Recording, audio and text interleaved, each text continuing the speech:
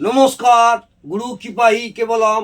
আজ আমি আপনাদের মাঙ্গলিক দোষ বা ভৌম দোষ নিয়ে দু একটি কথা আলোচনা করছি।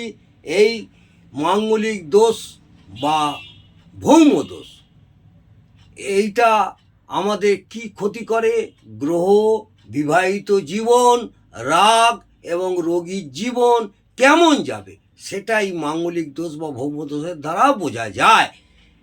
এমনিতে অনেক জ্যোতিষগণরা বিচার করে যে মাঙ্গলিক দোষ লগ্ন, চন্দ্র, শুক্র দিয়ে ধরা হয়, কিন্তু আবার অনেক জ্যোতিষদের মতে মাঙ্গলিক দোষ ধরা হয় লগ্ন এবং চন্দ্র দিয়ে। লগ্ন থেকে, লগ্নকে আমরা 1 নম্বর ঘর ধরব এবং এখান থেকে 4র্থ ঘর, 7ম ঘর, 8ম ঘর এবং দ্বাদশ ঘরে মঙ্গল অবস্থান করলে তখনই আমরা মাঙ্গলিক দোষ বা ভৌম দোষ বলবো। সাধারণত দেখা গেছে যে যেসব জাতক জাতিকাদের মাঙ্গলিক দোষ আছে তারা সাধারণত একটু না একটু কষ্ট বা দুঃখে ভোগে।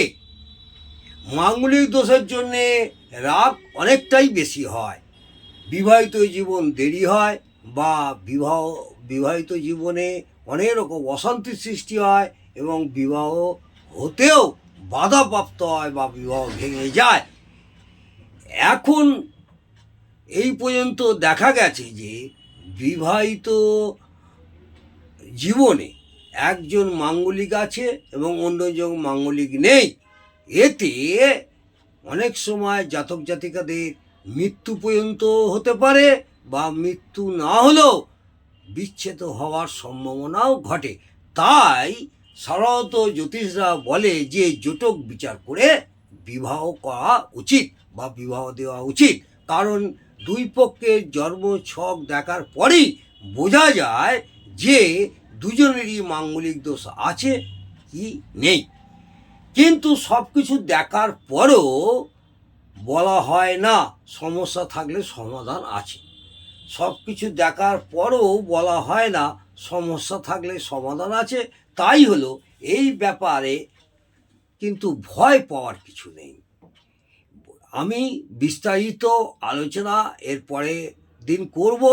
মাঙ্গলিক দোষ বা ভৌম দোষ থাকলেই যে ভয় পাবেন তার সমস্যার সমাধান নিশ্চয়ই আছে। এই সমাধান করতে পারলে আপনারা কোনো ভয় পাবেন না। অবশ্যই আমি প্রত্যেককে বলবো বিচার বিশ্লেষণ করে অভিজ্ঞ জ্যোতিষদের দিয়ে দেখিয়ে জটক বিচার করে বিবাহ করলে, আমি মাঙ্গলিক দোষ বা ভৌম দোষ থাকলে কি হয় সেইটুকুনি জুস আপনাদের বললাম, ছোট করে আলোচনা করলাম। আপনাদের আগামী দিনে এই মাঙ্গলিক দোষ বা ভৌম দোষ নিয়ে বিস্তারিত আলোচনা করব। আজকে আমি এই পর্যন্ত আমি বললাম।